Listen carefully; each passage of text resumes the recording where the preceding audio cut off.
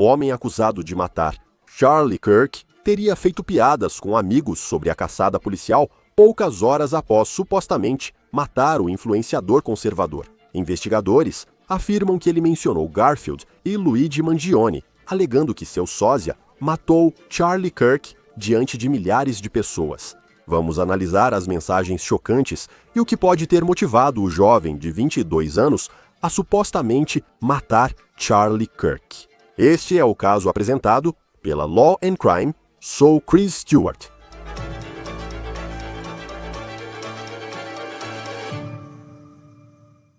Tyler Robinson, 22 anos, fará sua primeira aparição no tribunal na terça-feira, em Utah, para responder pela acusação de matar Charlie Kirk. Foto da prisão de Robinson após seu pai e um ministro de jovens o entregarem às autoridades na quinta-feira passada. Atualmente, ele está em uma unidade especial de prisão em Utah, sob vigilância 24 horas. As autoridades afirmam que Robinson matou Kirk em um assassinato político, mas o motivo exato ainda não foi divulgado. Vou explicar o que sabemos sobre seu colega de quarto e o possível relacionamento romântico, além do que isso pode indicar sobre um motivo. Mas quero falar sobre Tyler Robinson e o que ele supostamente contou para as pessoas sobre o assassinato de Kirk antes de sabermos que ele era o suspeito e, aparentemente, antes de seus amigos saberem que ele era o suspeito.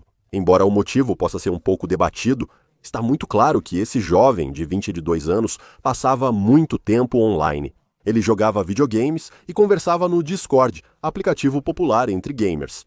O New York Times tem mensagens de texto que Robinson enviou para amigos no Discord nas horas após Charlie Kirk ter sido morto. E ele supostamente não evitou, pelo menos, conversar sobre a história que naquele momento já tinha chamado a atenção do mundo todo. Agora, você se lembra desta foto, a foto da pessoa de interesse que as autoridades divulgaram. Homem de óculos escuros, boné com logo de triângulo e camisa da bandeira dos Estados Unidos. Agora, nesse grupo de conversa do qual Tyler Robinson supostamente fazia parte, um amigo enviou essa foto, observando que a pessoa de interesse se parecia com Tyler Robinson. No app, o amigo brincou com Tyler, dizendo "Where you at?" com emoji de caveira, ou seja, onde você está?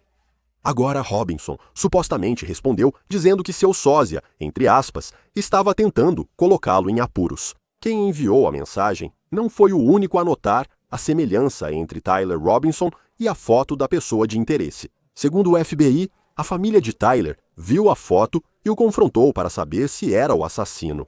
Eles o levaram para a delegacia. Depois, o grupo de mensagens teria continuado com alguém dizendo "Tyler matou Charlie". Tudo aconteceu por volta da 1h da tarde de quinta, 24 horas após o assassinato de Kirk e 9 horas antes de Robinson ser levado à delegacia. O grupo de mensagens continuou com um usuário mencionando a recompensa de $100 mil que o FBI havia oferecido por informações que levassem a uma prisão e dizendo que provavelmente deveriam entregar Robinson. Novamente, aparentemente brincando, sem notar que Robinson era mesmo quem supostamente matou Charlie Kirk. Robinson respondeu, abre aspas, "Só se eu ficar com uma parte", junto com a foto de Jon Arbuckle, dono do gato Garfield, na famosa série de tirinhas. As piadas ainda não tinham acabado no grupo. Outro amigo disse que Robinson não deveria ir ao McDonald's, fazendo referência a Luigi Mangione, que foi preso em um McDonald's em Altoona, no centro da Pensilvânia, após supostamente matar o Chief Executive Officer da United Healthcare, Brian Thompson, em Midtown Manhattan. Ao que Tyler Robinson supostamente respondeu, abre aspas, "Melhor também me livrar desse manifesto e da cópia exata do fuzil que eu tenho por aqui." O FBI afirmou ter encontrado o fuzil que Robinson supostamente usou para matar Charlie Kirk em uma área arborizada perto da Utah Valley University. Era um fuzil de ferrolho de alta potência, com luneta, usado por Robinson para disparar a 200 jardas do topo de um prédio, atingindo Kirk no pescoço. Agora, Robinson, então, insinuou o tipo de motivação política por trás desse tiroteio, dizendo que o atirador, abre aspas, claramente era da Califórnia. Ele também pareceu mencionar as inscrições nas cápsulas não utilizadas que o FBI encontrou perto do fuzil.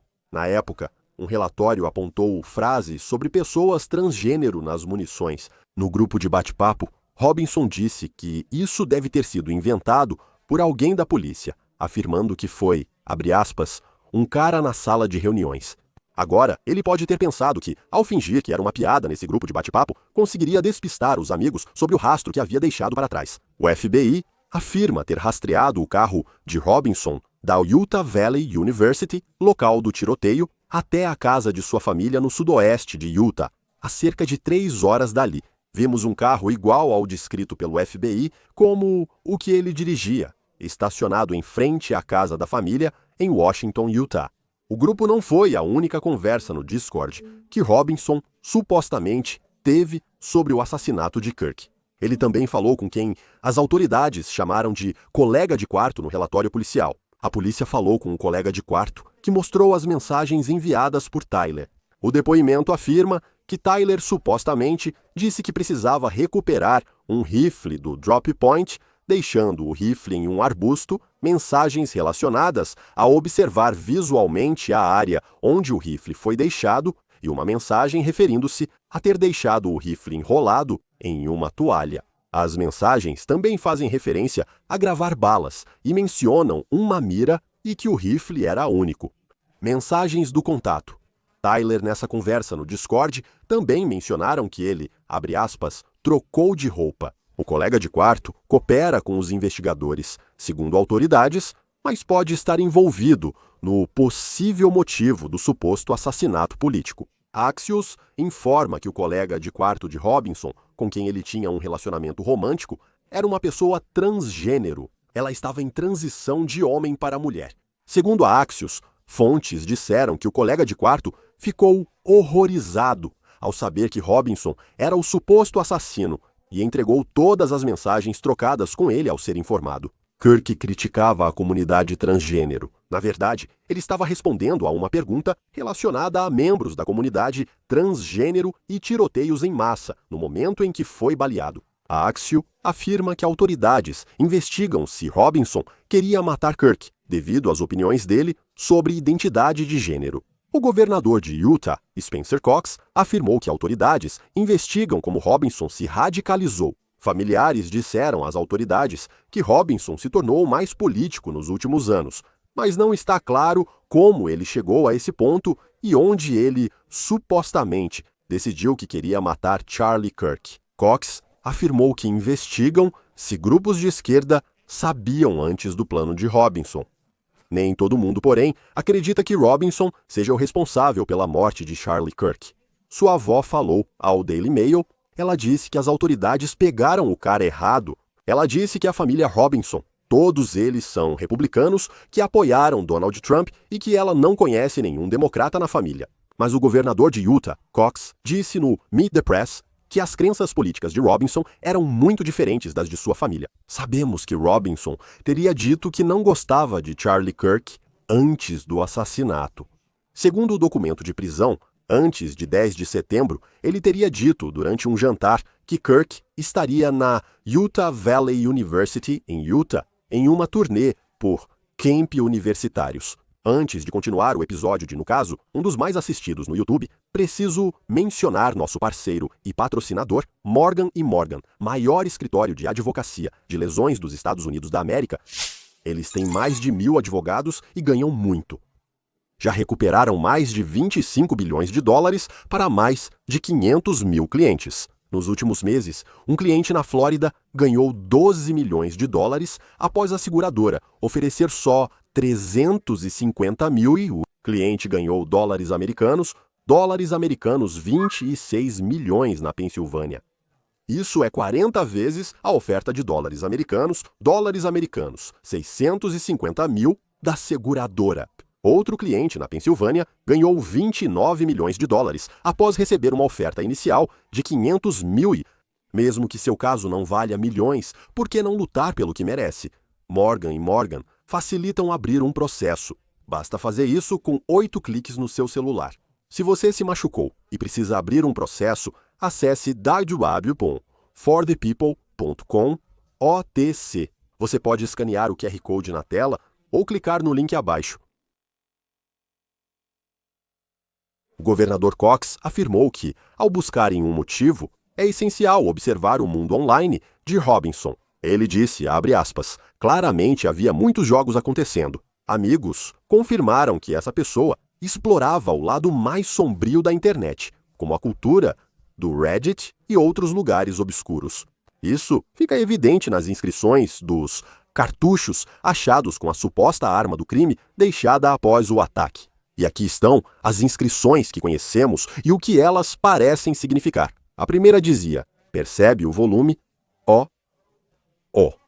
O que é isso? Isso faz referência a um meme da internet. Aqui está o meme original, segundo a conta Know Your Meme no X. É uma frase usada em partes obscuras da internet para zoar os outros. Para o nosso caso, porém, isso mostra novamente que Robinson passava muito tempo online. A próxima cápsula supostamente dizia: Ei, fascista, pega! Com um símbolo de seta para cima, um símbolo de seta para a direita e 3 símbolos de seta para baixo. Essas setas parecem referência a videogame, usadas como combinação no Helldivers 2 jogo de tiro, em terceira pessoa lançado no ano passado. Outro exemplo é que Tyler Robinson, supostamente, passava muito tempo preso em telas. Outra cápsula não deflagrada, segundo relatos, dizia: Ô bela tchau, bela tchau, bela tchau, tchau. Essas são letras de uma música cantada por italianos que lutaram contra as forças nazistas na Segunda Guerra Mundial nos Estados Unidos. Ela virou um grito de guerra de grupos antifascistas e de esquerda, sendo cantada em protestos recentes. A cápsula não disparada dizia: se você está lendo isso, você é gay, cai. Agora, essas cápsulas são evidências-chave para provar que esse foi um suposto ataque com motivação política, além do fato de que Charlie Kirk, em si, era uma figura política falando em um evento político. As autoridades disseram que Robinson confessou ou sugeriu ao pai ser responsável pelo tiroteio ao ser confrontado. O governador Cox disse neste fim de semana que Robinson não está cooperando com os investigadores e não confessou às autoridades. Cox também disse que Robinson estava, abre aspas, profundamente doutrinado pela ideologia de esquerda. Participe agora com o detetive aposentado do Departamento de Polícia de Nova York, David Sarney. Obrigado por estar conosco enquanto aprendemos sobre Tyler Robinson e como ele se comunicou após supostamente matar, lembrando que é inocente até prova em contrário. Vamos acompanhar o andamento do processo legal no caso do assassinato de Charlie Kirk. Desde que soubemos que Tyler Robinson, 22 anos de Utah, é o suspeito, segundo as autoridades, o que chama a sua atenção sobre ele. Mais uma vez, estamos vendo, obrigado por me receber, mais uma vez, estamos vendo outro jovem de 20 e poucos anos se envolvendo nessa violência, se radicalizando para se tornar violento, e depois descontando sua agressividade em pessoas que nunca conheceu. Eles simplesmente desenvolvem tudo isso em suas mentes. Eles veem vídeos ou qualquer coisa que estejam assistindo, e então desenvolvem isso e se autorradicalizam. Parece isso, esse garoto tem uma família tranquila. Isso não deveria ser incomum, quero dizer, ele foi para a faculdade e de repente se radicalizou. E é isso que nos preocupa ao ver atiradores cada vez mais jovens envolvidos. Isso é algo que me chama muito a sua atenção. O próprio crime. Grande trabalho dos investigadores. Identificar alguém em 33 horas é impressionante. É muito trabalho investigativo e recursos, mas o que mais me chama a atenção é ver muito de vocês, jovens incapazes de lidar com o que foge ao seu estilo de vida, acabam se radicalizando e se tornam tão violentos que decidem agir, mesmo sem ficha criminal. E então ele decide sair e atirar em alguém que ele nunca conheceu antes. Bem, e também, você olha para o que ele está sendo acusado de fazer. E não é só isso. E isso também não teria sido melhor.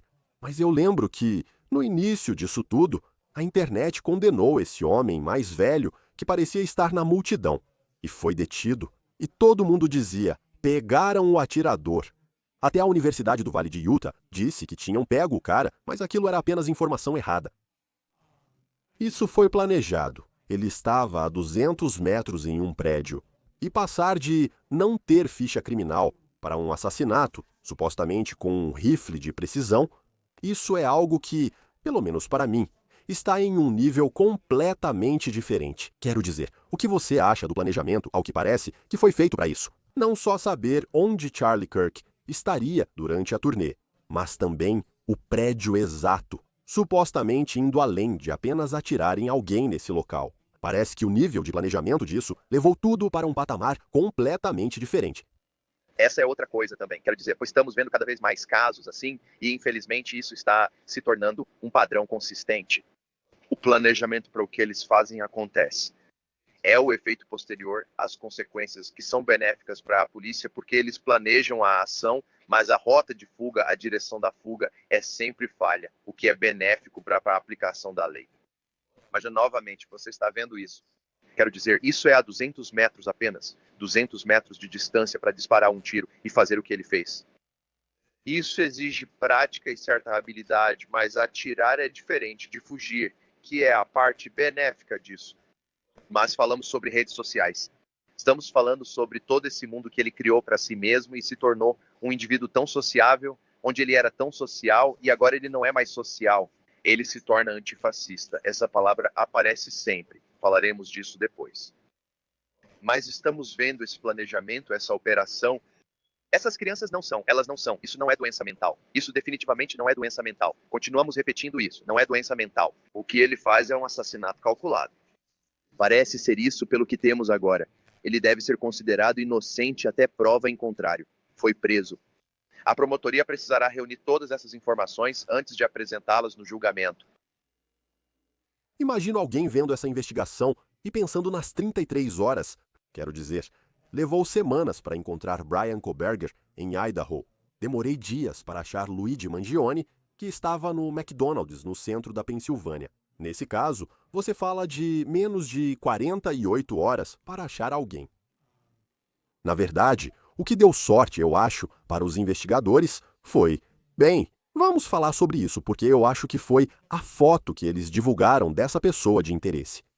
E os amigos de Tyler Robinson ainda dizem: isso parece com você, sem perceber. Mas aí você tem um membro da família que se apresenta e realmente faz algo que, eu acho, exige muita força emocional para conseguir denunciar alguém assim, sabendo o que ele vai enfrentar. Mas em relação à investigação, quero dizer, até que ponto isso faz parte de uma estratégia? E até que ponto é sorte aquela foto de você ter um membro da família que a reconheceu? Esse é o ponto. Nas investigações, recuperaram a arma de fogo, o que é ótimo. Coletaram provas forenses da arma de fogo e, se não me engano, de uma toalha próxima. Mas o benefício das câmeras de vigilância em todos os lugares, isso é algo que as pessoas esquecem, há tantas câmeras de vigilância e é possível rastrear a partir daquele momento. Você precisa voltar e avançar no tempo. Então, eles provavelmente voltaram a partir do local do disparo, procurando todas as câmeras nesse caminho, e depois conseguiram fotos de algo que parecesse com a pessoa, talvez fugindo, e então compararam com vídeos de alguém entrando no campus. Assim que conseguir o melhor vídeo e divulgar a foto da vigilância, divulgue essas informações. O motivo é que você quer que o público se envolva. Porque quando você fala dessas investigações, você só tem talvez algumas dezenas de olhos como investigadores. Quando essa foto é divulgada, centenas de milhares ou até milhões de pessoas a veem, e é aí que você vê os amigos dele dizendo: acho que parece com você. E eu dou crédito pelo trabalho que foi feito porque eles tiveram que agir rápido, e é disso que se trata. Essas conferências são inteligentes ao instalar essas câmeras, porque, infelizmente, já vimos tantos incidentes de tiroteio em campi. Essas câmeras estão por toda parte e é útil para as autoridades terem acesso e obterem a melhor imagem possível. Sobre Tyler Robinson, não é só planejamento. Há outro nível mental ao agir assim com alguém. Independentemente das crenças políticas da pessoa, é sobre o que ele é acusado de ter feito com Charlie Kirk. Mas estar em um grupo, fazendo piadas, até tentando afastar amigos dizendo: me dá parte dos $100.000 se me denunciar. Isso também mostra que há outro nível em sua mente tentando se misturar novamente à sociedade, acreditando que conseguiria sair impune. Ele tenta ser discreto, mas esse é o ponto. A vantagem disso é que ele está tentando ser outra pessoa. Ele vai dizer, talvez, qualquer defesa que usar será algo naquele momento. Mas ele não tinha para onde ir. Esse era o problema. Depois do evento, do tiroteio, ele continuava sem ter para onde ir. Ele só dirá: não sou eu, não sou eu. Mas eventualmente nós vamos descobrir, a polícia vai descobrir que é você. Isso é um assassinato. É um caso de assassinato. Ele o confrontou e pediu para se entregar. E você tem o que tem neste momento. E as pessoas fariam isso? Não vejo por que não. Você quer proteger seu filho, mas ainda é um assassinato. Isso é um assassinato frio e calculado. Quem garante que ele não fará isso com você, sua família ou qualquer outra pessoa agora? Bem, e eu também acho, quero dizer, só de olhar para aquelas mensagens e então,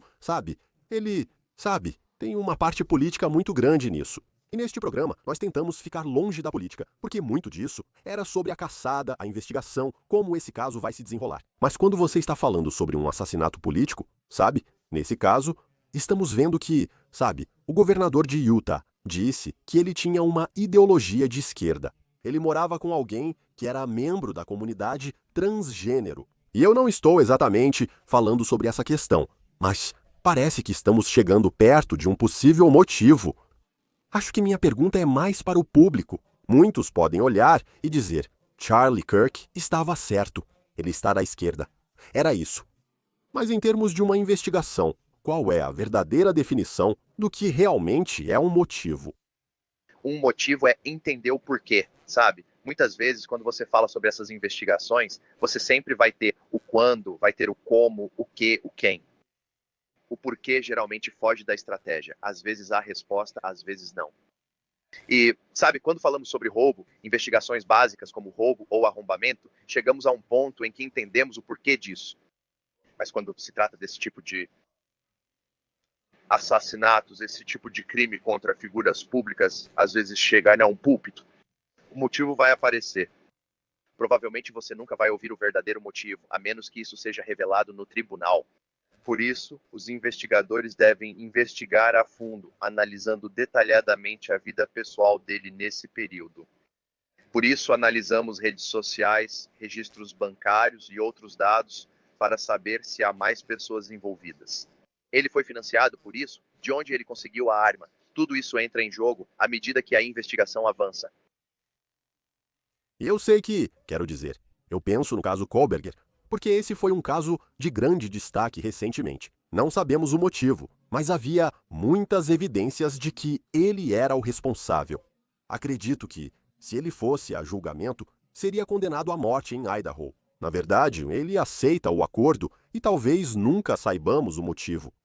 Em casos assim, parece que as autoridades terão muitas provas. Além de aparentemente confessar ao pai, ele agora não coopera com a investigação. Quão importante, além do encerramento, é neste momento descobrirmos o motivo? Muitas vezes você não vai saber. É assim que acontece. Como ele não está cooperando, ele já contratou um advogado, de certa forma. Ele tem um advogado. Eles não vão mais falar o que está dentro dos direitos dele. Você não saberá. Podemos criar um motivo com base no histórico. Você pode se basear no que sabemos sobre o motivo, a menos que tenha uma documentação clara dizendo: eu fiz isso porque, como um manifesto ou postagens de outros envolvidos. Vamos chegar lá. Mas, sabe, esse é o motivo que você vai conseguir. Você não vai conseguir isso dele, a menos que os advogados dele decidam colocá-lo no banco das testemunhas e ele diga: esse não sou eu, ou seja lá o que for. Não vejo nenhum advogado ou promotor querendo colocá-lo como testemunha, porque o promotor simplesmente acabaria com ele ali.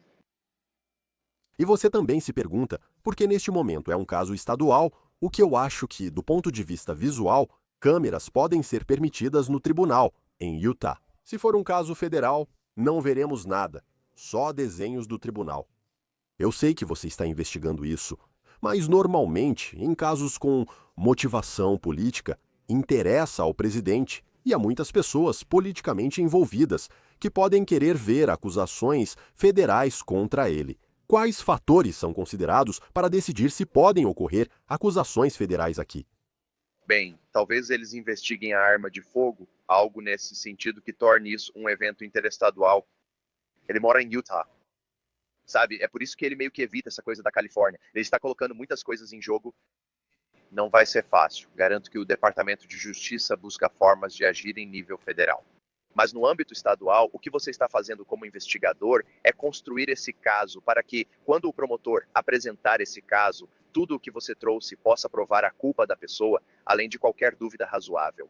É disso que se trata. Sabe, eu sempre passo por isso com meus alunos quando ensino, que a causa provável é algo como mais do que uma suspeita razoável. Você consegue o suficiente para fazer a prisão, mas você precisa construir em cima dessa prisão. E é por isso que você tem a arma de fogo ali. Aparentemente, o azulejo tem o DNA dele. Eles acharam o item, a arma tem o DNA dele. Isso pode ser contestado? Sim, no tribunal. Mas tem cada vez mais coisas se acumulando agora. É por isso que eles usam os rastreadores. Eles investigam as redes sociais, eles querem ver se há mais alguma coisa. Qualquer transação financeira, inclusive cartão de crédito. Garanto que já conseguiram intimações para acessar registros do Discord e outras plataformas, verificando conversas e tendências dele. Porque isso não acontece do nada. Então, em algum momento ao longo do caminho, tem que ter alguma coisa. E é por isso que você constrói esse caso, porque você não vai conseguir isso do réu neste momento. Você conseguirá isso com as provas que detetives e investigadores trazem e entregam ao promotor, dizendo: aqui está, faça seu trabalho. Na declaração juramentada e no documento de causa provável, a família afirmou que ele ficou mais político nos últimos anos. Não aprofunda muito no assunto, pois conheço muitas pessoas que se tornaram mais políticas nos últimos anos. E tem até pessoas que eu conheço que nem são mais amigas, porque, você sabe, e eu acho que toda a família já passou por isso, onde as pessoas, simplesmente, eu não tive isso com alguém, mas tipo, você vê pessoas que as tensões estão altas no mundo político. Há uma diferença entre estar frustrado com um problema e decidir assassinar alguém. Como você passa por anos de redes sociais para descobrir exatamente como isso é? Eu gostaria que você pudesse. Eu queria que existisse uma maneira de descobrir isso. A gente sempre vê o FBI atrás de atiradores ativos e situações assim. Mas esse é o problema. Quando isso acontece, sabe, já vimos pessoas se radicalizarem, ficarem com raiva de um lado ou de outro do espectro político, mas ser violento e tomar essa atitude naquele momento específico, isso é algo que não podemos prever. E essa é uma coisa que discutimos em algumas dessas investigações e com esses atiradores, sabe? A única maneira de sabermos sobre o tiroteio é se alguém nos avisar antes do incidente acontecer. E isso, sabe, a gente vê todos esses precursores, constantemente precursores, precursores. Mas pouquíssimas pessoas chegam a extremos violentos, como neste caso, o réu parece ter chegado. Isso é de deixar qualquer um perplexo, porque todo mundo passa por espectros políticos. Vai e volta, esquerda, direita, centro, meio, seja o que for. Vai ser para cima, para baixo. Mas se radicalizar tanto na idade que ele está, e eu, sabe, falando como um detetive, estamos vendo cada vez mais jovens que não conseguem lidar com o estresse ou que nunca ouviram um não quando eram crianças. Eles acabam pensando, é isso que quero fazer. E então eles simplesmente se tornam mártires por uma causa de bússola moral quebrada que eles mesmos criam. Esse nível mais alto que eles consideram moralidade. E não é, você está assassinando alguém, e você está assassinando alguém, nesse caso, por causa de palavras. É disso que se trata. Não é nada. Mas, essa radicalização, nós vemos isso. Nós não sabemos porque isso é desencadeado, no entanto, para levar à ação. Essa é a coisa que sempre vemos. Simplesmente acontece. Acho que isso também é assustador, pois termos como radicalizar e extremista, por muito tempo, foram ligados só a ataques do Estado Islâmico do Iraque e da Síria. E em muitos desses casos, você tem jovens que são expostos a partes da internet que, por muito tempo, acho que a gente realmente não entendia. Mas agora é como se tantos desses casos, seja esse aqui, eu fico pensando, poxa, qual massacre você quer escolher, infelizmente? Muitas vezes acho que essa parte da internet passa despercebida em várias conversas porque para mim é Facebook, Twitter e Instagram. Comecei um TikTok recentemente. O que acontece nessas outras redes nem consigo compreender. Do ponto de vista legal, Quero dizer, Discord. é um que aparece muito. Esses videogames não são fáceis de encontrar em lojas atualmente. Eles parecem estar em um canto estranho da internet. Como fiscalizar e identificar essas ameaças? Bem, você realmente não pode fiscalizar isso. O que você tem que fazer, infelizmente, não é só fiscalizar. Você tem que encontrar um jeito, sabe? O Discord é pra lá que os jovens vão. Meu filho usa o Discord para jogar videogame.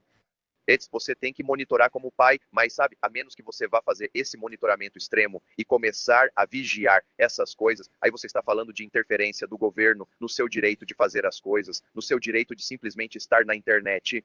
Tudo se resume à questão da liberdade. Você faz o que pode, mas pode monitorar.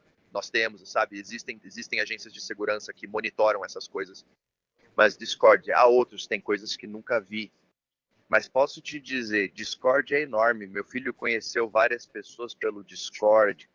E o que acontece é que, como tudo mais, já que as crianças não saem mais para a rua, elas acabam se conectando pelas redes sociais. Quem sabe quem está nas redes sociais? Você nem vê quem são. Outro ponto é que essa radicalização ou agrupamento isola você. Eles usam fones de ouvido e você nunca escuta o que acontece. Você ouve risadas no quarto, mas não vê nada. Como pai, ele tem 20 e poucos anos. Então, como isso mudou tão rápido, a agitação e as pessoas com quem ele anda ajudaram nessa mudança, pois sozinho isso quase não ocorre.